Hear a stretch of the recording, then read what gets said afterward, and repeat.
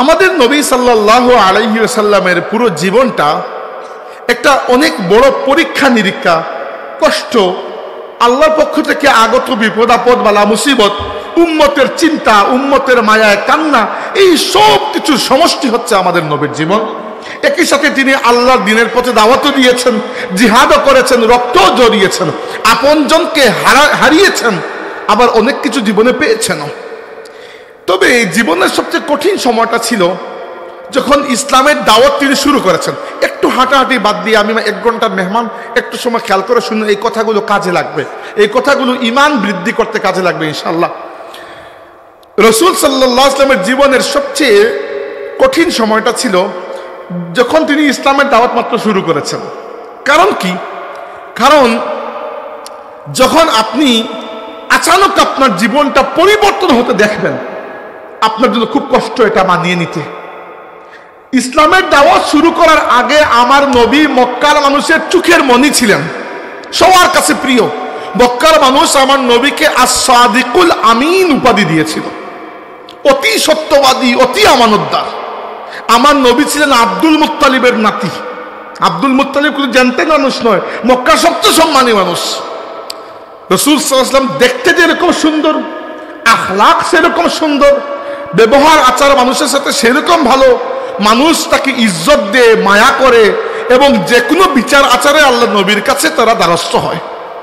আর যেই দিন থেকে ইসলামের দাওয়াত শুরু করেছেন, রাতারাতি পুরো মক্কাবাসী তার শত্রু হয়ে গেছে। এবং এমন কোনো বিষয়টা নাই, এমন কোনো গালিগালাজ না যেটা তারা আমার নবীকে করে নাই। মিথ্যাবাদী বলেছে, এটা তো আশ্চর্যের বিষয়। গতকাল পর্যন্ত যে সত্য বলেছে তাকে আপনি এখন আজকে কিভাবে মিথ্যা বলবেন? কিন্তু মক্কাবাসী আমার নবীকে মিথ্যাবাদী বলেছে। বলেছে আমার নবী কি জাদুকর, বলেছে গণক জ্যোতিষী, বলেছে মাফতুন জিনে ধরা, বলেছে মৃগী রোগে আক্রান্ত, এইভাবে হাজারটা কথা বলেছে। আল্লাহ রাব্বুল আলামিন প্রথমত আমার নবীকে জবাব দিতে দেন নাই, বলেছেন জবাব দিবেন না। ফাসবির কামা সাবারা উলুল আজমি মিনার রুসুল, আপনার আগের বড় বড় রাসূল যারা, মুসা, ইব্রাহিম, ঈসা, নূহ আলাইহিস সালাম, এরা যেরকম সবর করেছেন, হে আমার নবী আপনিও সবর করুন। আর যদি তারা আপনাকে গালিগালাজ করে, ইন্না কাফাইনাকাল মুস্তাহজিইন, আপনার পক্ষ থেকে এই কাফিরদের জবাব দেওয়ার জন্য আমি আল্লাহই যথেষ্ট। উদাহরণস্বরূপ আমার নবী সাল্লাল্লাহু আলাইহি ওয়াসাল্লাম যেদিন প্রথমবার প্রকাশ্যে একেবারে লোক সম্মুখে ইসলামের দাওয়াত দিয়েছেন, সাফা পাহাড়ের উপরে উঠে মক্কাবাসীকে ডেকেছেন, জিজ্ঞেস করেছেন তোমরা কি আমাকে সত্যবাদী মনে করো? তারা বলেছে হ্যাঁ, তোমাকে কখনো আমরা মিথ্যা বলতে তো দেখি নাই। তিনি বলেছেন তাইলে এটা বিশ্বাস করো যে আল্লাহ ছাড়া কোনো মাবুদ নাই, আর আমি আল্লাহর নবী হয়ে তোমাদের কাছে এসেছি। কেউ তো ঈমান আনে নাই, উল্টো আমার নবীর চাচা আবু লাহাব এরকম হাত তুলে বলেছে তাব্বাল্লাকা ইয়া মুহাম্মদ আলি হাযা জামাতানা, মুহাম্মদ তুমি ধ্বংস হয়ে যাও। নাউযুবিল্লাহ, তুমি কি এই কারণে আমাদেরকে ডেকেছো? রাসূল সাল্লাল্লাহু আলাইহি ওয়াসাল্লাম কোনো জবাব দেন নাই, আল্লাহ জবাব দিয়েছেন। তুমি বলেছো তাব্বাল্লাকা ইয়া মুহাম্মদ, মুহাম্মদ তুমি ধ্বংস হয়ে যাও। আল্লাহ জবাব দিয়েছেন তাব্বাত ইয়াদা আবি লাহাবিন ওয়া তাব, আবু লাহাবের 2 হাত ধ্বংস হোক, এবং আবু লাহাব নিজে ধ্বংস হয়ে গেছে। যে হাত তুলে তুমি আমার নবীর দিকে ইশারা করে বলেছো ধ্বংস হও, তুমি ধ্বংস হও, আল্লাহ তাকে লানত করে দিয়েছেন। তো এইভাবে রাসূল সাল্লাল্লাহু আলাইহি ওয়াসাল্লামের জীবনে ওই সময়টা বড় কষ্টকর ছিল। হঠাৎ করে পরিবর্তন এক। দ্বিতীয়ত হচ্ছে, প্রথম যখন ওহী নাজিল হয়েছে সেই অভিজ্ঞতাটাও নতুন অভিজ্ঞতা। মানে প্রথমবার ওহী নাজিল হয়েছে, নতুন অভিজ্ঞতা। এবং বেশ কয়েকবার ওহী নাজিল হওয়ার পরে হঠাৎ করে ওহী নাজিল হওয়া বন্ধ হয়ে গেছে। এবার যখন ওহী নাজিল হচ্ছিল, প্রথম যখন ওহী নাজিল হয়েছে, রাসূল সাল্লাল্লাহু আলাইহি ওয়াসাল্লামের কাছে ফেরেশতা জিবরাইল এসেছেন, এসে ইকরা বিসমি রাব্বিকাল্লাযী খালাক নাজিল করেছেন, সবাই জানি। কিন্তু জিবরাইল আলাইহিস সালাম নিজের পরিচয়টা দেন নাই। এজন্য রাসূল সাল্লাল্লাহু আলাইহি ওয়াসাল্লাম প্রথম দিকে একটু চিন্তা করেছিলেন যে যিনি আসছেন আমার কাছে, ইনি কি মানুষ নাকি জিন নাকি ফেরেশতা? কারণ তিনি এসে আমাদের মা খাদিজা রাদিয়াল্লাহু আনহাকে বলেছেন জাম্মিলুনি, আমি কাঁপছি, আমাকে কম্বল দিয়ে ঢেকে দাও। যখন একটু শান্ত হয়েছেন, খাদিজা জিজ্ঞেস করেছেন ইয়া রাসূলুল্লাহ কি হয়েছে আপনার? রাসূলুল্লাহ তো বলেন নাই, তখনও তিনি জানতেন না উনি আল্লাহর রাসূল। জিজ্ঞেস করেছেন আপনার কি হয়েছে? রাসূল সাল্লাল্লাহু আলাইহি ওয়াসাল্লাম বলেছেন, লাকাদ খাশিতু আলা নাফসি, আমি নিজের প্রাণের ব্যাপারে ভয় করছি। হেরা গুহায় যেটা হয়েছে আমার সাথে, আমার মনে হচ্ছে যে কে আসলো আমার কাছে এত উপরে আর কি বলে গেল। এগুলা ওহী তো নাযিল হয়েছে, কিন্তু প্রথম ঘটনা, অভিজ্ঞতা আগে আর কখনো হয় নাই। এরপর থেকে রাসূল সাল্লাল্লাহু আলাইহি ওয়াসাল্লাম দেখতে শুরু করলেন যে মাঝে মধ্যে নুরানি কেউ একজন তার কাছে আসেন এবং এসে বলেন, ইয়া মুহাম্মদ ইন্নাকা লা রাসূলুল্লাহি হাক্কুন। প্রায় সময় আসেন এবং এসে কি বলেন, ইয়া মুহাম্মদ ইন্নাকা লা রাসূলুল্লাহি হাক্কুন, হে মুহাম্মদ আপনি সত্য সত্য আল্লাহর রাসূল। এরপরে গায়েব হয়ে যান। আল্লাহ নবী কোথাও খুঁজে পান না যে কে আসলেন, ওনার পরিচয় কি। একদিন আমাদের মা খাদিজা রাদিয়াল্লাহু আনহা বড় বুদ্ধিমান, বললেন যে আপনার কাছে যিনি আসেন তিনি যদি আরেকবার আসেন আমাকে একটু খবর দিবেন। তো খাদিজা রাদিয়াল্লাহু আনহাকে একদিন আল্লাহর নবী সাল্লাল্লাহু আলাইহি ওয়াসাল্লাম বললেন যে খাদিজা, যিনি আমার কাছে আসতেন তিনি আবার এসেছেন।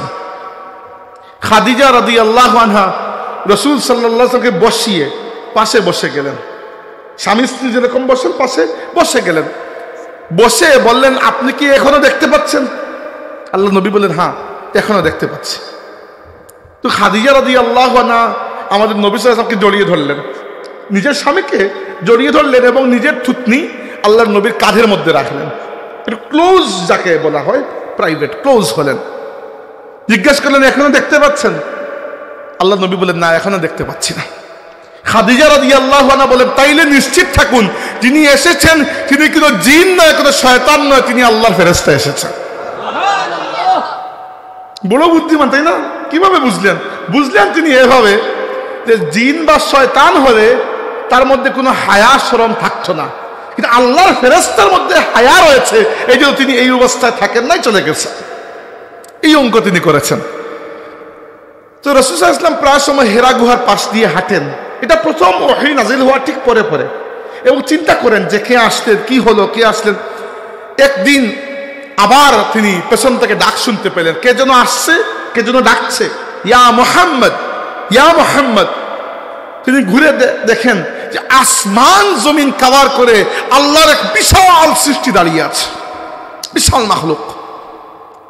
উনি একটু এগিয়ে আসলেন, এসে বললেন, ইয়া মুহাম্মদ ইন্নাকা লা রাসূলুল্লাহি হাক্কুন, হে মুহাম্মদ সাল্লাল্লাহু আলাইহি ওয়াসাল্লাম আপনি সত্য সত্য আল্লাহর রাসূল, ও আনা জিবরিল, আর আমি হচ্ছে আল্লাহর ফেরেশতা জিবরাইল।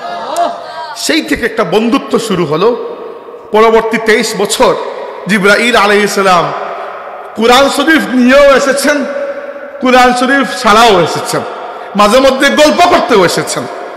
রাসূল সাল্লাল্লাহু আলাইহি ওয়াসাল্লাম অসুস্থ থাকলে জিবরাইল আলাইহিস সালাম এসে ফু দিতেন আল্লাহর নবীকে। ফেরেশতা জিবরাইল আলাইহিস সালাম ফু দিতেন। ফু দেওয়ার সময় বলতেন, বিসমিল্লাহি আরকিকা মিন কুল্লি শাইইন ইউযিকা মিন শাররি কুল্লি নাফসিন আও আইনিন হাসিদিন আল্লাহু ইয়াশফিকা বিসমিল্লাহি আরকিকা। এই বলে জিবরাইল আল্লাহর নবীকে ফু দিতেন। তো এই বন্ধুত্ব ছিল। রাসূল সাল্লাল্লাহু আলাইহি ওয়াসাল্লাম নিজেও বলেছেন যে জিবরাইল আমার বন্ধু। জিবরাইল হচ্ছেন ফেরেশতাদের মধ্যে শ্রেষ্ঠ, আর রাসূলুল্লাহ হচ্ছেন আদম সন্তানের মধ্যে শ্রেষ্ঠ। আনা সাইয়্যিদু ওয়ালাদি আদম, নবী বলেছেন আমি আদম সন্তানের মধ্যে সর্বশ্রেষ্ঠ, আল্লাহর নবীদের মধ্যেও সর্বশ্রেষ্ঠ, আর জিবরাইল হচ্ছেন ফেরেশতাদের মধ্যে সর্বশ্রেষ্ঠ। তো যেটি বলছিলাম, হঠাৎ করে কয়েকবার ওহী নাযিল হলো, বন্ধ হয়ে গেল। এবার রাসূল সাল্লাল্লাহু আলাইহি ওয়াসাল্লাম অনেক চিন্তিত যে ওহী কেন বন্ধ হয়ে গেল। আর মক্কার কাফিরদের টিটকারি শুরু করলো। তারা তো এমনিতেও টিটকারি করছে, গালিগালাজ থেকে নিয়ে যা কিছু বাকি নাই। আল্লাহ রাব্বুল আলামিন নিজে তার নবীকে সান্ত্বনা দিচ্ছেন, নুন ওয়াল কলামি ওয়া মা ইয়াসতুরুন মা আনতা বিনিআমাতি রাব্বিকা বিমাজনুন। হে নবী, কসম, আল্লাহ নিজে কসম করে বলেছেন, ওয়াল কলামি, কলমের কসম, এবং কলম দিয়ে ফেরেশতারা যে তাকদীর লিখেন সেইটার কসম, আপনি পাগল নন। আল্লাহ সান্ত্বনা দিয়েছেন, এরা পাগল বললে কি হবে, আপনি পাগল নন। দাআকা রাব্বুকা ওয়া মা ক্বালা, আল্লাহ রাব্বুল আলামিন কসম করলেন, ওয়াদ-দুহা, কসম সকালের। দুহা টাইমটা বুঝেন, দুহা হচ্ছে দিনের 3 নম্বর প্রহর। প্রথম প্রহর হচ্ছে ফজর বা সুবহে সাদিক থেকে ফজর, ওইটা প্রথম প্রহর। 2 নম্বর প্রহর হচ্ছে ইশরাক বা শারক বলা হয়, যখন সূর্য উঠে। আর 3 নম্বর প্রহর হচ্ছে দুহা, যাকে আমরা ফার্সি ভাষায় বলা হয় চাষ্ট। এখন বুঝবেন চাষ্টের নামাজ অনেকেই পড়ে, তাই না? ওই যে সময়টা, ওটাকে দুহা বলে। ওই সময় কি হয়, ওই সময় সূর্য পরিপূর্ণভাবে উঠে যায়, কিন্তু আলো এত তীব্র থাকে না, তাই কাজ করা যায়। মানে 12টা 1টা 2টার দিকে যত মারাত্মক আলো থাকে, কাজ করা যায় না, ক্লান্ত লাগে। 9:30 10টার দিকে কিন্তু সূর্য থাকে, কিন্তু এত টায়ার্ড লাগে না। তো ওই সময়টা খুব পারফেক্ট একটা সময়। আল্লাহ কসম করলেন ওয়াদ-দুহা, কসম সকালের, ওয়াল-লাইলি, কসম রাতের, ইজা সাজা, যখন রাত সবকিছুকে ঢেকে ফেলে। আচ্ছা, ওইখানে একটু কসমের ব্যাপারে একটু বলে দিই। কুরআন শরীফে আল্লাহ রাব্বুল আলামিন জায়গায় জায়গায় কসম করেছেন। কসম আমরাও করি, কিন্তু কসমের মধ্যে কিছু মাসলাগত বিষয় আছে, মনে রাখবেন সবসময়। প্রথমটা হচ্ছে আল্লাহ রাব্বুল আলামিন তার সৃষ্টির মধ্যে যে কোনো কিছুর নামে কসম করতে করেছেন, কিন্তু মানুষ আল্লাহ ছাড়া অন্য কারো নামে কসম করতে পারে না, করা উচিত নয়, করতে নিষেধ করা হয়েছে। আবার বলছি যে আল্লাহ তার সৃষ্টির মধ্যে যে কোনো কিছুর নামে কসম করতে পারেন। কুরআন শরীফে আল্লাহ শত কসম করেছেন, কিন্তু মানুষ যদি কসম করে তাহলে শুধুমাত্র আল্লাহর নামে কসম করতে পারবে, অন্য কারো নামে কসম করা যাবে না, মনে রাখবেন তা। 2 নম্বর হচ্ছে কসম 2 প্রকার। এটা হচ্ছে লাগুই। লাগুই মানে হচ্ছে আলতু ফালতু কসম, হাঁটতে বসতে কসম আসে না, আপনি কোনো নিয়ত ছাড়াই আন্দাজি কসম করে ফেলেছেন। এইরকম কসম করা গুনাহ, কিন্তু এর কোনো কাফারা দেওয়া লাগবে না এবং এটা আল্লাহ ধরবেন না। কিন্তু এটা অভ্যাস না করতে আল্লাহ নবী নিষেধ করেছেন যে আন্দাজি হাঁটতে বসতে কসম করবে না। কিন্তু যদি নিয়ত করে কসম করেন যে ভবিষ্যতে আমি কসম করলাম অমুক কাজ করব না, তাইলে যদি ভাঙ্গেন তাহলে কিন্তু কাফারা লাগবে, এবং কাফারার কথা কোরআন শরীফে বলা আছে। তাহলে কি শিখলাম আমরা? যে আন্দাজি হাঁটতে বসতে কসম করা যাবে না, আর যদি নিয়তের সাথে ঠিক মতো কসম করেন তাহলে একমাত্র আল্লাহর নামে কসম করতে পারবেন, নইলে কসম করতে পারবেন না। হ্যাঁ, আরবদের মধ্যে একটা অভ্যাস আছে, এরা কথায় কথায় ওয়াল্লাহি ওয়াল্লাহি বলে। ওয়াল্লাহি মানে আল্লাহর কসম, তারা এটা কোনো কসম উদ্দেশ্যে বলে না, তাদের কথার সাথে কথা। আমরা মাঝে মধ্যে কথার সাথে এমন কোনো কথা বলি না যেটা তেমন কোনো অর্থ থাকে না। এটা আমার এখন মনে হচ্ছে না, কিন্তু আমরা বলি অনেক সময়। প্রত্যেক ভাষায়, প্রত্যেক উপভাষায়, আমাদের সিলেটি ভাষায় এরকম কত কিছু আছে, আমাদের চট্টগ্রামের ভাষা আছে। প্রত্যেক ভাষায় নিজস্ব একটা কিছু শব্দ থাকে, যে সকল শব্দ মানুষ এমনিতেই ব্যবহার করে, কোনো অর্থ থাকে না। আমার সিলেটি ভাষায় মাঝে মধ্যে বলি, সিলেটি বলি তুমি আও রেবা, রেবা আসলে কথাটার কোনো অর্থ তোমার নাই, এটা এমনি হুদেও লাগানি, তুমি আও হইলেও অর্থ দেওয়া যায় খারাপ। তো এভাবে আরবরাও মাঝে মধ্যে হাঁটতে বসছে ওয়াল্লাহি বলে। তো এইটা কসম হিসাবে তারা বলে না, এটা এমনিতেই বলে। কিন্তু কেউ যদি নিয়ত করে কসম করে তাহলে ভাঙ্গা যাবে না, ভাঙলে কাফারা দিতে হবে। এবার আমাদের কসম আর আল্লাহর কসমের মধ্যে পার্থক্য আছে। আমরা কসম করি আমাদের কথাকে মানুষকে বিশ্বাস করানোর জন্য, তাই না? আপনি বারবার দাওয়াত দিচ্ছেন যে ভাই একবার আসবেন, ভাই মাহফিলে আসবেন, মাহফিলে আসবেন। আমি বলছি আসবো, আপনি বিশ্বাস করতেছেন, আমি বললাম ঠিক আছে, কসম করে বললাম আমি আসবো, কি জন্য? যে আপনাকে বিশ্বাস করানোর জন্য, তাই না? এটা কিন্তু আল্লাহ যে কসম করেন কুরআন শরীফে, এটাও মানুষকে বিশ্বাস করানোর জন্য নয়। কারণ আল্লাহ কসম না করলেও আমরা আল্লাহর কথা বিশ্বাস করি। আল্লাহ কসম করেন যে বিষয়টাকে কসমের পরে তিনি বলবেন, সেটাকে গুরুত্ব বোঝানোর জন্য। কসমের পরে যে বাক্যটা আসে ওইটার গুরুত্ব আসল, ওইটা কি কথা বলেছেন ওইটার গুরুত্ব দেওয়ার জন্য আল্লাহ কুরআন শরীফে কসম করেন। যেমন আল্লাহ বলেছেন ওয়াদ-দুহা, কসম সকালের, ওয়াল-লাইলি ইজা সাজা, এবং কসম রাতের যখন সেটা ঢেকে ফেলে। মা ওয়াদ্দাকা রাব্বুকা ওয়া মা ক্বালা, এতদিন পরে যে ওহী নাজিল হয়েছে আর কাফিররা যে চিৎকারি করছে যে মুহাম্মদের রব খুদা মুহাম্মদকে ছেড়ে গেছেন, মা ওয়াদ্দাকা রাব্বুকা ওয়া মা ক্বালা, আল্লাহ বলেছেন হে আমার নবী, আপনার রব আপনাকে ছেড়েও যান নাই, আপনাকে ভুলেও যান নাই, পরিত্যাগ করেন নাই।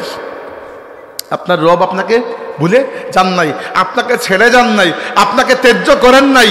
ওয়ালাল আখিরাতু খায়রুল লাকা মিনাল উলা, এই কথার 2টা অর্থ আছে। একটা অর্থ হচ্ছে হে আমার নবী, আপনার জন্য আখিরাতের জিন্দেগি দুনিয়ার জিন্দেগি থেকে অনেক ভালো হবে। আর আরেকটা অর্থ হচ্ছে হে আমার নবী, আপনার সামনের প্রত্যেকটা দিন পিছনের দিন থেকে ভালো হবে। যেদিন আপনি কাটিয়ে এসেছেন তার থেকে একদিন করে অবস্থা ভালো হবে। সম্মানিত হাজিরিন, রাসূল সাল্লাল্লাহু আলাইহি ওয়াসাল্লাম ইসলামের দাওয়াত শুরু করলেন এবং প্রথম দিকে আল্লাহর নবীর সামনে যে কয়েকটা মারাত্মক চ্যালেঞ্জ, এই কয়েকটা মারাত্মক চ্যালেঞ্জের কথা, 3টা চ্যালেঞ্জ মূলত আল্লাহ নবীর জীবনে, যেগুলোর কথা আল্লাহ এই সূরায় বয়ান করেছেন। আমি সূরার মধ্যে হয়তো একটা আয়াত রেখে যাচ্ছি, ইচ্ছা করে পড়ে বলবো। ওই আয়াতটা হচ্ছে বলা সাউফা ইউতিকা রাব্বুকা ফাতারদা। আমি এখন রেখে যাচ্ছি, ইচ্ছা করে পড়ে বলবো। এরপরে আল্লাহ বলেছেন আলাম ইয়াজিদকা ইয়াতীমান ফাআওয়া ওয়া ওয়াজাদাকা দাল্লান ফাহাদা ওয়া ওয়াজাদাকা আইলাম ফাআগনা। এই তো 3টা আয়াত। এখানে আমার নবীর জীবনের সবচেয়ে বড় 3টা চ্যালেঞ্জের কথা আল্লাহ উল্লেখ করেছেন। প্রথমটা কি? প্রথমটা হচ্ছে আলাম ইয়াজিদকা ইয়াতীমান ফাআওয়া। হে আমার নবী, আল্লাহ বলছেন যে আল্লাহ কি আপনাকে পান নাই ইয়াতীম অবস্থায়? আল্লাহ কি আপনাকে ইয়াতীম পান নাই? এরপরে আল্লাহ আপনার জন্য আশ্রয়ের ব্যবস্থা করেছেন। আমার নবীর জীবনে ইয়াতীম অবস্থা একবার আসে নাই, আমার নবী 3বার ইয়াতীম হয়েছে। প্রথমে জন্মগত অবস্থায় তিনি ইয়াতীম ছিলেন। জন্মের সময় তার বাবা দুনিয়াতে ছিলেন না, তার মায়ের পেটে যখন তিনি, তখন তার বাবা আব্দুল্লাহ ইবনে আব্দুল মুত্তালিব ইন্তেকাল করেছেন। তাই যখন আমাদের নবী সাল্লাল্লাহু আলাইহি ওয়াসাল্লাম জন্ম নিয়েছেন, তিনি ইয়াতীম শিশু অবস্থায় জন্ম নিয়েছেন। 2 নম্বর, দ্বিতীয়বার তিনি ইয়াতীম হয়েছেন 6 বছর বয়সে, যখন তার মা সাইয়্যিদা আমিনা সালামুল্লাহি আলাইহা দুনিয়া থেকে বিদায় নিয়েছেন। 3 নম্বর বার আমাদের নবী ইয়াতীম হয়েছেন মা ইন্তেকাল করার পরে। আমাদের নবীর দায়িত্ব গেল দাদা আব্দুল মুত্তালিবের হাতে। মাত্র 2 বছর পরে দাদা আব্দুল মুত্তালিব আমাদের নবীকে একা রেখে ইন্তেকাল করলেন। চিন্তা করতে পারেন, একজন মানুষ, ছোট বাচ্চা, জীবনে 3বার তার অভিভাবক, তার ছায়া হারিয়েছেন। প্রথমে তো বাবাকে তো দেখেনি নাই, মা 6 বছর বয়সে দাদা, যে দাদা নবীকে নিজের বাবার মতো মহব্বত করতেন, সেই দাদাও ইন্তেকাল করেছেন মাত্র 2 বছর পরে। তো আল্লাহ কি বলেছেন যে আমি আপনাকে কি ইয়াতীম পাই নাই? হ্যাঁ, আল্লাহ আমার নবীকে ইয়াতীমই পেয়েছেন।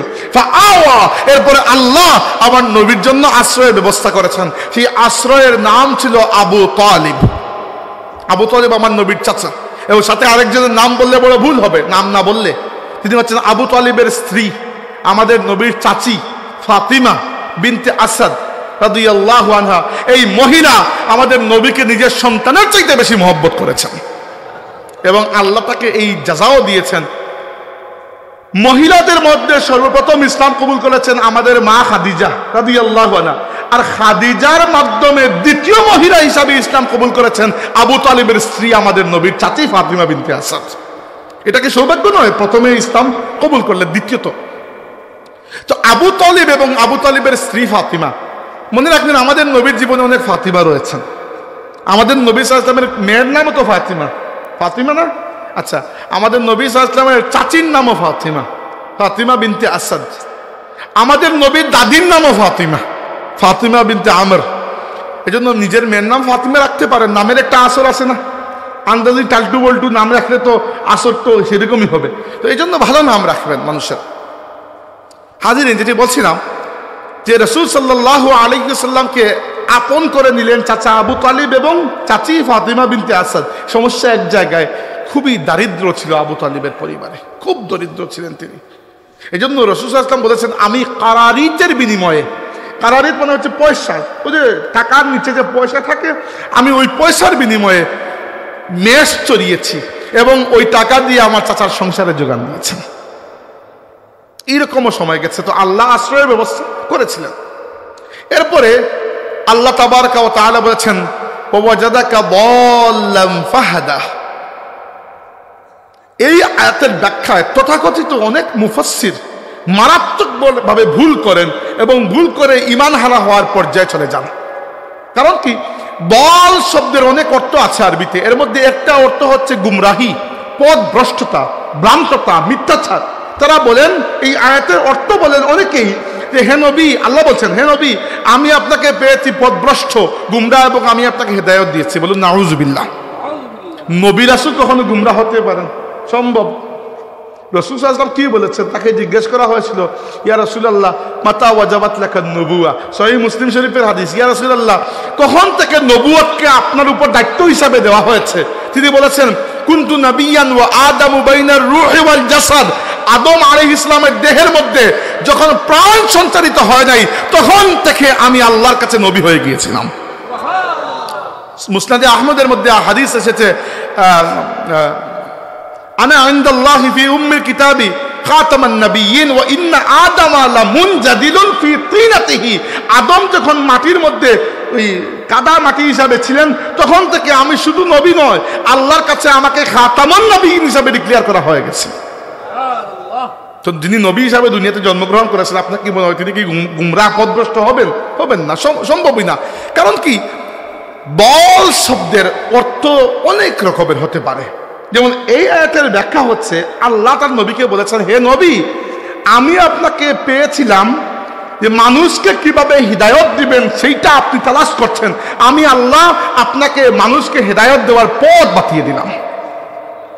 তা আমার নবীর জীবনে দ্বিতীয় চ্যালেঞ্জ ছিল এটা। আর 3 নম্বর চ্যালেঞ্জ ছিল ওয়াজাদাকা আইলাম ফাআগনা। হে নবী, আল্লাহ আপনাকে পেয়েছিলেন আইল অবস্থায়, একেবারে সহায় মানে সম্বলহীন অবস্থায়, দরিদ্র অবস্থায়। ফাআগনা, আল্লাহ আপনাকে ধনী করে দিয়েছেন। এটা বলি প্রথমে, আমার নবী তো আশ্রয় পেলেন চাচা আবু তালিব এবং চাচি ফাতিমা বিনতে আসাদের কাছে, বড় হলেন, যুবক হলেন, কিন্তু দারিদ্র তো লেগেই আছে। বিয়ে হলো আমাদের মা সাইয়্যিদা খাদিজা সালামুল্লাহি আলাইহার সাথে। এবং খাদিজা রাদিয়াল্লাহু তাআলা আনহা কোন পর্যায়ের মহিলা, আমি মনে করি যে রাসূল সাল্লাল্লাহু আলাইহি ওয়াসাল্লামের বাকি যত স্ত্রী আছেন সবাই একদিকে, খাদিজা রাদিয়াল্লাহু আনহার মর্যাদা অন্যদিকে। শুধু একটা কথা বলবো যে খাদিজা রাদিয়াল্লাহু আনহা তখন আমার নবীর সঙ্গী ছিলেন যখন কেউ ছিলেন না, কেউ ছিলেন না। একমাত্র খাদিজা ছিলেন। গড়ে বলেন, বাইরে বলেন, সম্পদ দিয়ে বলেন, নিজের জীবন দিয়ে বলেন, আল্লাহর নবীর প্রতি তিনি যে ইহসান করেছেন, ইসলামের প্রতি আমাদের মায়ের যে ইহসান। আমি তো যতবার মক্কা শরীফে গিয়েছি, আমাদের মা খাদিজা রাদিয়াল্লাহু আনহার কবর শরীফের পাশে দাঁড়িয়ে একটা কথা বলেছি যে মা, ইসলামের জন্য, আল্লাহর রসুলের জন্য, আল্লাহর দ্বীনের জন্য, এই উম্মতের জন্য আপনার ইহসান কখনো ভুলা সম্ভব নয়। আমরা দোয়া করি এই পুরো উম্মতের পক্ষ থেকে আল্লাহ যেন আমাদের মাকে তার জাতের লায়ক জাযা দান করেন, বলুন আমিন। খাদিজা রাদিয়াল্লাহু আনহা সেই মহিলা, রাসূল সাল্লাল্লাহু আলাইহি ওয়াসাল্লাম একদিন ইসলামের দাওয়াত শুরু করার আগের ঘটনা, গড়ে এসে চাদর মুড়ি দিয়ে শুয়ে আছেন, মনটা খুব খারাপ। খাদিজা জিজ্ঞেস করেন যে আপনি তো এই সময় গড়ে আসার কথা না, কি করেন?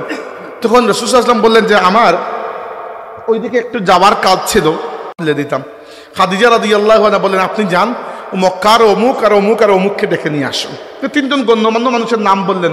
আল্লাহর নবী এদেরকে নিয়ে আসতে আসতে খাদিজা রাদিয়াল্লাহু আনহা নিজের যত সম্পদ ছিল সবগুলো হিসাব একটা জায়গায় করে ফেললেন, আর ওদেরকে সালিস রেখে নিজের সমস্ত সম্পত্তির মালিকানা তার স্বামী মুহাম্মদুর রাসূলুল্লাহ সাল্লাল্লাহু আলাইহি ওয়াসাল্লামের হাত মুবারকে ন্যস্ত করে দিলেন। ও ওয়াজাদাকা আইলাম ফাআগনা, হে নবী, আমি আল্লাহ আপনাকে পেয়েছি সহায় মানে সম্বলহীন অবস্থায়, দরিদ্র অবস্থায়, আমি আল্লাহ আপনাকে ধনী করেছি। তাইলে আল্লাহ দুনিয়াতে তার নবীকে অভিভাবক হিসাবে দিয়েছেন আবু তালিব, আর বলতে পারেন বন্ধু হিসাবে দিয়েছেন খাদিজা রাদিয়াল্লাহু আনহা। এবং খাদিজা সেই মহিলা ছিলেন, এটা দুনিয়ার অন্য কারো পক্ষে সম্ভব নয়। যখন 3 বছর আমার নবীর পুরো খানদানকে মক্কা শরীফের ঠিক বাইরে পাহাড়ের উপত্যকায় মক্কাবাসী নির্বাসন দিয়ে রাখলো, সামাজিকভাবে অর্থনৈতিকভাবে বয়কট করে রাখলো। ওই জায়গার নাম হচ্ছে সিয়াবে আবু তালিব। ওই জায়গা 3 বছর মক্কাবাসী আমার নবীর পুরো খানদানকে বয়কট করে রেখেছিল ইসলাম প্রচারের অপরাধে। তখন খাদিজা রাদিয়াল্লাহু আনহা এমনও দিন, এবং খাদিজার বয়স তখন চিন্তা করেন, খাদিজার বয়স তখন প্রায় 65। আল্লাহ নবীর সাথে যখন বিয়ে হয়েছে তখন বয়স ছিল 40, আর এর 12-13 বছর পরের ঘটনা, তখন তো বয়স অলরেডি 63 হয়ে গেছে। তো এই বয়সে তো একজন মহিলা নিজেও তো বৃদ্ধ হয়ে গেছেন, তবুও যা কিছু এখানে ছিল সবকিছু আল্লাহ নবীর জন্য তিনি বিয়ে করেছেন। একদিন ফেরেশতা জিবরাইল আসলেন, এসে বললেন, ইয়া রাসূলুল্লাহ, আপনার স্ত্রী খাদিজা কিছুক্ষণের মধ্যে ঘরে ঢুকবেন। তিনি রান্নাঘর থেকে রওনা দিয়েছেন, রান্নাঘর বলতে যা কিছু ছিল সেটা চুলা, রওনা দিয়েছেন কিছু খাবার নিয়ে, ঘরে ঢুকবেন। যখন তিনি ঘরে আসবেন, ইয়া রাসূলুল্লাহ তাকে বলবেন আল্লাহ তাবারাকা ওয়া তাআলা তাকে সালাম দিয়েছেন। সুবহানাল্লাহিল আযীম। এবং ইয়া রাসূলুল্লাহ তাকে এটাও বলবেন যে আমি জিবরাইল তাকে সালাম দিচ্ছি। এবং আল্লাহ তাকে সুসংবাদ দিয়েছেন জান্নাতে আল্লাহ তার জন্য একটা ঘরের ব্যবস্থা করবেন, এটা সাদা একটা প্রাসাদের, যেখানে কোনো সুরগুল দুনিয়ার কোনো বিশৃঙ্খলা তাকে ছুঁইতেও পারবে না। হাজিরের, আল্লাহ রাব্বুল আলামিন আমাদের নবীকে 3টা চ্যালেঞ্জ দিয়েছিলেন, 3টার মোকাবেলার ব্যবস্থা আল্লাহ নিজেই করে দিয়েছেন। যে প্রথমে, হে নবী আমি তোমাকে পেয়েছি ইয়াতীম অবস্থায়, তোমাকে আমি আশ্রয় দিয়েছি আবু তালিবের মাধ্যমে। তবে আফসোস আবু তালিব ইসলাম কবুল করেন নাই। কেন করেন নাই ওইটা আল্লাহর হিকমত, কিন্তু আমাদের নবী সাল্লাল্লাহু আলাইহি ওয়াসাল্লাম শেষ পর্যন্ত চেষ্টা করেছেন। তবে হ্যাঁ, একটা বিষয়, আমরা আবু তালিবকে অন্য কাফিরদের মতো মনে করি না, কারণ আবু তালিবের যে পরিমাণ ইহসান আমাদের নবীর প্রতি ওইটা অন্য কারো ছিল না। কিন্তু আবু তালিবকে শেষ সময় পর্যন্ত আল্লাহ নবী সাল্লাল্লাহু আলাইহি ওয়াসাল্লাম বলেছেন যে চাচা আপনি একটাবার বলুন আল্লাহ ছাড়া কোনো মাবুদ নাই, বাকি সমস্ত জিম্মাদারি আপনার আমি নিয়ে নিচ্ছি জান্নাতের। তো আবু তালিব বলতে যান, মৃত্যুর সময় বলতে যান, পাশে দাঁড়ানো মক্কার বড় বড় সান্ডা পান্ডা এরা পেস লাগিয়ে দেয় কথার মধ্যে পেস লাগাই দেয়, বলে এই দেখো তোমাকে মানুষ কিন্তু খারাপ বলবে, তুমি মৃত্যুর সময় সে ভয় পেয়ে যেও না, মোহাম্মদ কিন্তু তোমাকে গুমরা করে, এই সব বলে। এমনকি আবু তালিবের বড় আশ্চর্য কসিদা আমি আপনাদেরকে শুনাই।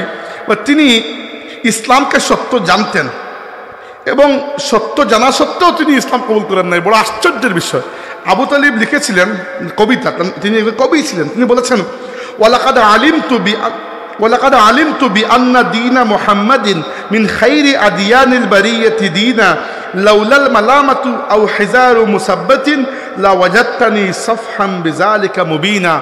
আমি ভালো করেই জানি আমার ভাতিজা মুহাম্মদ যে দিনের দাওয়াত দিচ্ছেন, আল্লাহর দুনিয়াতে সত্য দিন বলতে এটাই। তবে যদি সামাজিকভাবে মানুষ আমাকে নিয়ে টিটকারি না করতো আমি ইসলাম কবুল করে ফেলতাম। তাই ওই বইয়ে ইসলাম কবুল করেন না যে বাকিরা কি বলবে। তো মাঝে মধ্যে এটা হয়, কিছু করার নেই, তবে তিনি ইসলাম কবুল করেন না। কিন্তু আল্লাহ তার মাধ্যমে আমাদের নবীকে আশ্রয়ের ব্যবস্থা করেছেন। আমাদের মা খাদিজা রাদিয়াল্লাহু আনহার মাধ্যমে আল্লাহ তাবারাকা ওয়া তাআলা আমাদের নবীর জন্য অর্থনৈতিক সহজতার ব্যবস্থা করেছেন। আর নবী সাল্লাল্লাহু আলাইহি ওয়াসাল্লামকে জিবরাইলকে পাঠানোর মাধ্যমে, ওহীর মাধ্যমে ওয়াজাদাকা দাল্লান ফাহাদা, আল্লাহ তার নবীকে পেয়েছেন এই ব্যাপারে পেরেশান যে মানুষকে কিভাবে হেদায়েত দিব, আর আল্লাহ জিবরাইলের মাধ্যমে ওহী নাজিল করে তার নবীকে এই পদ্ধতি শিখিয়ে দিয়েছেন। এবার সম্মানিত হাজিরিন, আসি মধ্যখানের ওই আয়াত। রাসূল সাল্লাল্লাহু আলাইহি ওয়াসাল্লাম শুধু তাই নয়, একবার চিন্তা করে দেখুন, আমি যখন চিন্তা করি আমার মানে নিজের কল্পনায়ও আসে না যে এটা অন্য কেউ সহ্য করতে পারবে কিনা। আমার নবী যে শুধু 3বার ইয়তীম হয়েছেন তা নয়, বাচ্চা হিসাবে যে 3বার ইয়তীম হয়েছেন খালি তা নয়, পিতা হিসাবেও তিনি যে কষ্ট করেছেন ওই কষ্ট অন্যের পক্ষে করা সম্ভব নয়। কিভাবে? আল্লাহ তার নবীকে 7 জন সন্তান দিয়েছিলেন, 4 মেয়ে 3 ছেলে। 4 মেয়ে জৈনব, রুকাইয়া, উম্মে কুলসুম, ফাতিমা, আর 3 ছেলে কাসিম, আব্দুল্লাহ, ইব্রাহিম। এই 7 সন্তান একজন পিতার, জাস্ট একজন পিতা হিসাবে আপনি চিন্তা করে দেখুন, একজন পিতার 7 জন সন্তান। আমাদের নবী 7 জন সন্তানের মধ্যে 6 জন তার চোখের সামনে ইন্তেকাল করেছেন। এটা তো বড় কষ্টের বিষয়। একমাত্র ফাতিমা রাদিয়াল্লাহু আনহা আল্লাহর নবী দুনিয়া থেকে বিদায় নেওয়ার সময় পাশে ছিলেন, বাকি 6 জন সন্তানকে আল্লাহ নবী নিজে কবরে রেখেছেন। এটা সহ্য করা অত বড় কষ্টকর। তো আরো কোন কষ্ট, তায়েফের কথা বললেই তো হয়ে যায়। উহুদের ময়দানে রাসূল সাল্লাল্লাহু আলাইহি ওয়াসাল্লাম এত বেশি আঘাত পেয়েছিলেন, 4টা আঘাত পেয়েছিলেন। এর মধ্যে সবচেয়ে মারাত্মক ছিল 2টা। একটা হচ্ছে মাথা ফেটেছিল, বর্ম মাথার দিকে ঢুকে গিয়েছিল, আর সবচেয়ে বড় আঘাত ছিল যেটা ওই গালের উপরের হাড়, ওই দিকে যে লোহা বা স্টিলের একটা টুকরো বর্ম ফেটে ঢুকে গিয়েছিল। একজন কাফির এইরকম তরবারি দিয়ে আঘাত করেছিল। তালহা ইবনে উবাইদিল্লাহ রাদিয়াল্লাহু আনহু সাহাবী, আল্লাহ নবী যাকে বলেছেন যে দুনিয়াতে যদি জান্নাতি দেখতে চাও তালহাকে দেখে নাও। তালহা রাদিয়াল্লাহু আনহু নিজের তরবারি এরকম পেতে দিয়েছেন ওই কাফিরের আঘাতটা আটকানোর জন্য। তার তরবারি ভেঙ্গে তার হাত প্রায় অর্ধেক কেটে আল্লাহ নবীর গালে আঘাত করেছে ওই আঘাতটা। মানে আঘাতের বেশিরভাগ শক্তি কমে গেছে, যা কিছু ছিল ওইটাতে এমন বেশি আঘাত হয়েছে যে 2টা মানে রাসূল সাল্লাল্লাহু আলাইহি ওয়াসাল্লামের 2টা দাঁত শহীদ হয়েছে এবং এত বেশি রক্ত পড়েছে রাসূল সাল্লাল্লাহু আলাইহি ওয়াসাল্লাম অচেতন হয়ে গিয়েছিলেন। আলী রাদিয়াল্লাহু আনহু এবং ফাতিমা রাদিয়াল্লাহু আনহা কাপড় জ্বালিয়ে ছাই করে আল্লাহ নবী সাল্লাল্লাহু আলাইহি ওয়াসাল্লামের গালের মধ্যে লাগিয়ে দিয়েছিলেন। এরপরে রক্ত বন্ধ হয়েছে, পুরো দাড়ি রক্তে লাল হয়ে গিয়েছিল। এই অবস্থা ছিল, মানে এটা বলার মতো নয়, এত কষ্ট জীবন দিয়ে গেছে। কিন্তু আমার আজকের শেষ কথা যেটা, আমি শেষ করে ফেলবো 11:30 বাজে যাচ্ছে। আমার শেষ কথা যেটা হচ্ছে, ওই যে মধ্যখানে যে আয়াত রেখে গিয়েছিলাম, যে ওয়ালা সাউফা ইউতিকা রাব্বুকা ফাতারদা। হে নবী, এই যে আল্লাহ পাক আপনাকে এত বড় দায়িত্ব দিয়েছেন আর আপনি সফলভাবে আঞ্জাম দিয়েছেন, এত পরীক্ষা নিয়েছেন, সবগুলোতে আপনি সফলতার সাথে উত্তীর্ণ হয়েছেন, এত কষ্ট জীবনে সহ্য করেছেন, এই উম্মতকে আপনি রেখে গেছেন একটা সাদা সফেদ নির্ভুল রাস্তার উপরে। ওয়ালা সাউফা ইউতিকা রাব্বুকা ফাতারদা। হে নবী, আপনার রব আপনাকে এত দেবেন, এত দেবেন, এত দেবেন যে আপনি খুশি হয়ে যাবেন, সন্তুষ্ট হয়ে যাবেন, এত বেশি দেবেন আপনাকে। এর কিছুটা ঝলক আল্লাহ দুনিয়াতেও দেখিয়েছেন। কিন্তু উদাহরণস্বরূপ রাসূল সাল্লাল্লাহু আলাইহি ওয়াসাল্লামের বড় ইচ্ছা ছিল যে মুসলমানদের কিবলা হচ্ছে, তখন ছিল বাইতুল মাকদিস, মসজিদে আকসা। আল্লাহ নবীর খুব ইচ্ছা ছিল যে কিবলা যদি পরিবর্তন হয়, আমার বাবা ইব্রাহিমের তৈরি ঘর বাইতুল্লাহ কাবা শরীফের দিকে ফিরে। আল্লাহ নবীর খুব মনের ইচ্ছা ছিল, কিন্তু কখনো মুখ দিয়ে বলেন নাই। কখনো মুখ দিয়ে বলেছেন বলে কোনো প্রমাণ আমাদের কাছে নাই, কিন্তু ইচ্ছা ছিল। মক্কা শরীফ থেকে মদিনা শরীফে গিয়েছেন, মদিনা শরীফে প্রায় বহু মাস নামাজ পড়েছেন বাইতুল মাকদিস, মসজিদ আকসা, ওই দিকে ফিরে জেরুজালেম শহরে।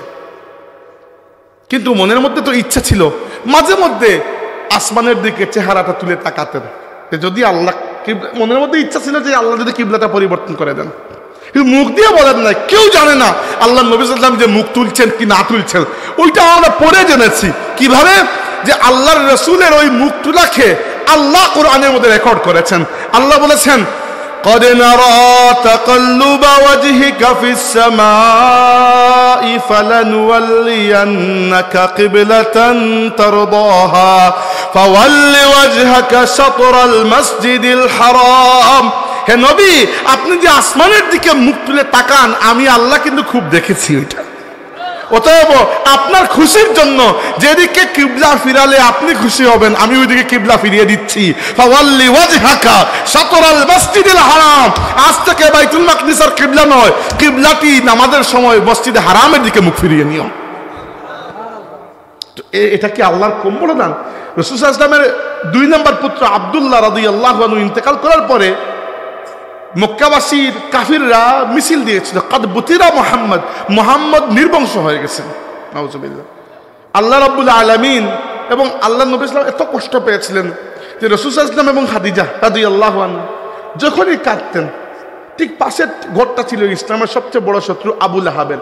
যখন পুত্রের সুখে কাঁদতেন, শুনতেন ওই পাশ থেকে আবু লাহাব এবং তার স্ত্রী আনন্দ করছে, চিৎকারি করছে।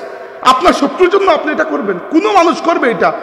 যত শত্রুতা থাকো, আপনার যদি একজন মানুষের সাথে শত্রুতা থাকেও, তার বাচ্চা মারা গেছে, আপনি ওইটা নিয়ে ফাজলামি করবেন? কেউ করবে না। কিন্তু এদের দুশ্মনী এই লেভেলের ছিল। আল্লাহ পাক রব্বুল আলামিন 1 মাস পরে সূরা কাউসার নাজিল করলেন। আল্লাহ নবী 1 মাস পর্যন্ত হাসেন নাই। 1 মাস পরে হঠাৎ হাসি দেখা গেল। আল্লাহ সূরা কাউসার নাজিল করে বললেন, ইন্না আ'তাইনাকাল কাউসার। হে নবী, এই পুত্র নিয়ে গেছে, কি হয়েছে? আমি আপনাকে কাউসার দান করে দিলাম। কাউসার জান্নাতের নহর সমূহের মধ্যে একটা নহর, যে নহরের পানি কিয়ামতের ময়দানে আল্লাহর হাবিব সাল্লাল্লাহু আলাইহি ওয়াসাল্লাম নিজের হাতে উম্মতকে পান করাবেন। এরপরে আল্লাহ বলেছেন, ইন্না শানিআকা হুয়াল আবতার। যারা আপনাকে বলছে নির্বংশ, আপনার এই দুশমনটা নির্বংশ হবে। রাসূল সাল্লাল্লাহু আলাইহি ওয়াসাল্লাম তো নির্বংশ হন নাই। আচ্ছা, নির্বংশ সবচেয়ে বড় কথা। নির্বংশ মানে কি? মানে আপনার নাম নেওয়ার মতো কেউ থাকবে না। আমার নবীর নাম নেওয়ার মতো কম মানুষ আছে নাকি দুনিয়াতে? কিন্তু আবু লাহাবের নাম বা আবু জাহেলের নাম নেওয়ার মতো কেউ নাই। কিন্তু থাকেও লজ্জায় বলবে না আমি আবু জাহেলের আওলাদ। বাংলাদেশে কেউ কি বলবে যে আমি মীর জাফরের আওলাদ? লজ্জায় বলবে না। তো আল্লাহ এমন ইজ্জত করেছেন, কেউ লজ্জায় বলতে পারতেছে না। বুঝলে না, আবু জাহেলের পুত্র ইকরিমা রাদিয়াল্লাহু আনহু আল্লাহর নবীর সাহাবী এবং যুদ্ধে শহীদ হয়েছেন, আজনাদাইন যুদ্ধে। দ্বিতীয়ত আবু লাহাবের এক পুত্র ছাড়া মনে হয় বাকি সবাই ইসলাম কবুল করেছেন। আবু লাহাবের মেয়ে দুরারা রাদিয়াল্লাহু আনহা আল্লাহর নবীর আপন চাচাতো বোন, তিনি প্রথম দিকে ইসলাম কবুল করেছেন এবং রাসূল সাল্লাল্লাহু আলাইহি ওয়াসাল্লাম তাকে নিজে বিয়ে দিয়েছেন। কার সাথে? আল্লাহর নবীর সাহাবীদের মধ্যে সবচেয়ে সুন্দর সাহাবী দিহিয়া আল কালবি, যে সাহাবীর রূপ ধরে মাঝে মধ্যে ফেরেশতা জিবরাইল আসতেন, সেই সাহাবীর সাথে আল্লাহর নবী নিজে চাচাতো বোনের বিয়ে দিয়েছেন। তো আবু লাহাবের সবচেয়ে বড় পরাজয় হচ্ছে, আমি সারা জীবন মুহাম্মদের বিরোধিতা করলাম, আমার পুত্রটা গিয়ে নবীর দিন কবুল করে ফেললো। এর থেকে বড় বেইজ্জতি কিছু হতে পারে? নাই। তো আল্লাহ রাব্বুল আলামিনকে বেইজ্জত করেছেন। তো এখানে আমাদের মতলবের বিষয়টা হচ্ছে, সম্মানিত হাজিরিন, এই যে আল্লাহ তার নবীকে ওয়াদা দিয়েছেন, ও ওয়াদাকা ওয়ালা সাউফা ইউতিকা রাব্বুকা ফাতারদা, একটা হাদিস বলে শেষ করছি। আল্লাহ তার নবীকে কি বলেছেন? যে আপনার রব আপনাকে এত দেবেন যে আপনি সন্তুষ্ট হয়ে যাবেন। এর মধ্যে একটা তো পেলাম আমরা একটা উদাহরণ। আমাদের জন্য মতলবের বিষয় হচ্ছে, রাসূল সাল্লাল্লাহু আলাইহি ওয়াসাল্লাম বলেছেন লিকুল্লি নাবিয়্যিন দাওয়াতুন মুস্তাজাবাতুন, প্রত্যেক নবীকে আল্লাহ একটা বিশেষ দোয়া উপহার দিয়েছেন। ওই দোয়া করলেই আল্লাহ ওই দোয়া কবুল করবেন, বিশেষ প্রত্যেক নবীকে। ফাদা কুল্লু নাবিয়্যিন, প্রত্যেক নবী দুনিয়াতে ওই দোয়া করে ফেলেছেন, আল্লাহ কবুল করে নিয়েছেন। ওয়া ইন্নী ইখতাবাতু দাওয়াতি, একমাত্র আমি আমার ওই দোয়াটি করি নাই, রিজার্ভের মধ্যে রেখে দিয়েছি। কি জন্য? শাফাআতাল লিউম্মতি ইয়াউমাল কিয়ামা, ওই একটা দোয়া করলেই কবুল। কিয়ামতের দিন আমি ওই দোয়া নিয়ে আল্লাহর কাছে চাইবো যে আল্লাহ বলেছিলেন করলেই কবুল। আজকে আমি দোয়া করছি, দোয়াটা হচ্ছে আমার সমস্ত গুনাহগার উম্মতকে জাহান্নাম থেকে মুক্তি দিয়ে দাও। রাসূল সাল্লাল্লাহু আলাইহি ওয়াসাল্লাম শত শত বছর জাহান্নামের বাইরে চক্কর দেবেন যে আমার একটা উম্মত যত জাহান্নামে না থাকে। আর আল্লাহ নবী সাল্লাল্লাহু বলেছেন যে উম্মত যদি হয়, আর এমনকি কবিরা গুনাহগার হয়, ইন্না শাফাআতি লি আহলিল কাবাইরি মিন উম্মতি, আমার উম্মতের মধ্যে যারা বড় বড় কবিরা গুনাহে লিপ্ত, এদের জন্য আমি নবী আল্লাহর কাছে সুপারিশ করব। ইমানটা ঠিক করতে হবে, আল্লাহর রাসূলের সাথে তাআল্লুক মজবুত করতে হবে। ইমান ঠিক রাখা সবচেয়ে বড় সম্পদ। ইমান এমন সম্পদ যেটি সবচেয়ে মূল্যবান, তাই এটি রাস্তায় হাঁটার সময় পাবেন না, এটিকে অনেক কষ্টে খরিদ করতে হবে। আর যদি পেয়ে যান, এটাকে যত্ন করতে হবে। আমরা তো বড় সৌভাগ্যবান, ইমানের জন্য কষ্ট করতে হয় নাই। মা বাপ মুসলমান, আমরা অটোমেটিক মুসলমান হয়ে গেছি। কিন্তু এই ইমানের হেফাজত করতে হবে। আজকে ফিতনার যুগ, আর ফিতনা সর্বমহল থেকে, ধর্মীয়, সামাজিক, রাজনৈতিক, সাংস্কৃতিক প্রত্যেকটা মহল থেকে হু হু করে আখেরি জামানার ফিতনা আমাদের দিকে ধেয়ে আসছে। আর ফিতনাগুলো আমাদের ইমানকে বরবাদ করতে চায়। আজকের যুগে আমাদের ইমানকে হেফাজতের জন্য সবচেয়ে বড় সম্পদ হচ্ছে যে ইমানের নূর আমরা যেখান থেকে পেয়েছি, সেই চ্যানেলের সাথে আমাদের সম্পর্ককে মজবুত করা, আল্লাহর হাবিব সাল্লাল্লাহু আলাইহি ওয়াসাল্লামের মায়ার উম্মত হিসেবে দুনিয়াতে থাকা, এবং এই মায়ার উপর আমাদেরকে আখিরাতে আল্লাহর হাবিবের লেওয়ায় হামদার নিচে যদি আল্লাহ জায়গা করে দিয়ে আমরা বলি আমিন। أقول قولي هذا واستغفر الله لي ولكم ولسائر المسلمين فاستغفروه إنه هو الغفور الرحيم। দুরূদ শরীফ পড়ে আমি একটা সংক্ষিপ্ত দোয়া করে বিদায় নিব, এরপরে আপনাদের মাহফিল পরবর্তী অতিথি আসবেন। সাল্লাল্লাহু আলা সাইয়্যিদিনা ওয়া মাওলানা মুহাম্মদ ওয়া আলা আলিহি ওয়া আসহাবিহি ওয়া সাল্লাম। সাল্লাল্লাহু আলা সাইয়্যিদিনা ওয়া মাওলানা মুহাম্মদ ওয়া আলা আলিহি ওয়া আসহাবিহি ওয়া সাল্লাম। اللهم آمين. الحمد لله رب العالمين والصلاة والسلام على سيد المرسلين وعلى آله وأصحابه أجمعين. ربنا تقبل منا إنك أنت السميع العليم وتب علينا يا مولانا إنك أنت التواب الرحيم. الله এত মানুষ এই গভীর এত ঠান্ডার মধ্যে বইতাছেন মওলা, বহুত ওর দিলর ভিতরে বহুত কষ্ট আছে, বহুত ওর দিল বহুত আগুন জ্বলতে আছে। আল্লাহ বহুত পেরেশানির মাঝে আসছেন, হইতা ফারদ না খেউরারে। আল্লাহ তুমি তো দিলর খবর জানো। আজকের মাহফিলটা কি কোনো জরুরতমন্দের জরুরত পূরণ না করিয়া বাড়ির দিও, বিদায় দিও না আল্লাহ। আমরা কুলুবাইয়ের হাতকে খালি ফিরাইয়া দিও না। এই মাহফিলটাকে আমরা খেউরারে নিরাশ ফিরাইয়া দিও না মওলা। আল্লাহ আমরা রে মাফ করে দো, আমরা জিন্দা মুর্দা মা বাবারে মাফ করে দো। তোমার হাবিবর তামাম উম্মতে মরহুমা মুমিন মুমিনাতকে মাফ করো। রব্বে কায়নাত আমরার মাঝে যারা মা বাবা জিন্দা আসো, নেক হায়াত দান করো আল্লাহ, সুস্থ রাখো। যারা মা বাবা কবরবাসী হয়ে গেছেন, তারা কবরবাসীর মা বাবারে গরিক রহমত ফরমাও। রব্বে করিম ভিক্ষা চাই ততদিন বাঁচাইয়া রাখো। ইমান ও আফিয়তের সাথে তোমার গোলামি করার তৌফিক দান করিও। ফিতনা ফাসাদের মধ্যে আমরা ইমান দে বরবাদ করিও না মওলা। আল্লাহ আমরা জিন্নাত আর মানুষের তামাম ক্ষতি আর ষড়যন্ত্র আর বদনজর আর ওয়াসওয়াসা থেকে বাঁচাইয়া রাখিও আল্লাহ। এই মাহফিলে উপস্থিত প্রত্যেকটা মানুষের পাক মদিনার মেহমান বানাইও মওলা। হজ্জে মাবরুর, জিয়ারতে মকবুল নসিব করিও আল্লাহ। দুনিয়া থেকে বিদায় দেওয়ার সময় আমরা ইমানের সাথে পাক সাফ করে বিদায় দিও আল্লাহ। আমরা হাসরের ময়দানে তোমার হাবিবর হাত মুবারক তাকিয়া হাউজে কাউসারের পানি পান করাইও। তোমার হাবিবর লেওয়ায় হামদুর নিচে আমরা জায়গা দিও আল্লাহ। মুর্শিদুন হযরত ফুলতুল্লাহ সাহেব রহমতুল্লাহি আলাইহি সহ এই মাটির তোমার যত আউলিয়া বুজুর্গান আসেন, তোমার বান্দা হলোর কবরের জান্নাতের বাগান বানাইয়া দাও। তার খেদমতকে কিয়ামত পর্যন্ত তারাক্কির সাথে জারি রাখো। আল্লাহ খাস করি এই এলাকার উপরে তুমি রহমত ফরমাও। এই এলাকার কোনো মানুষ যদি কোনো কষ্টের মাঝে কোনো মুশকিলের মাঝে থাকেন তুমি আসান করে দাও। আল্লাহ তোমার কাছে বিকাশ আর এই মুহূর্তে যার দিলের ভিতরে যে নেক হাজত আছে তুমি পূর্ণ করে দাও। বিফদলি সুবহান রাব্বিকা রাব্বিল ইজ্জাতি আম্মা ইয়াসিফুন ওয়া সালামুন আলাল মুরসালিন। আল্লাহ বহুত মানুষে দান খয়রাত করছেন, দোয়া চাইছেন, বহুত মানুষে বেমারির লাগি, বহুত মানুষে মৃত হলের লাগি দোয়া চাইছেন। মৌলা আল্লাহ বিকাশ আর আমরা বেমারি হলের শিফা দান করো। আমরা মুর্দা হলের কবরের জান্নাতের বাগান বানাইয়া দাও। কবরের মধ্যে কোনো আযাবের মাঝে থাকলো আল্লাহ তুমি পানাহ দাও। বিফদলি সুবহান রাব্বিকা রাব্বিল ইজ্জাতি আম্মা ইয়াসিফুন ওয়া সালামুন আলাল মুরসালিন ওয়া আলহামদুলিল্লাহি রাব্বিল আলামিন। আসসালামু আলাইকুম।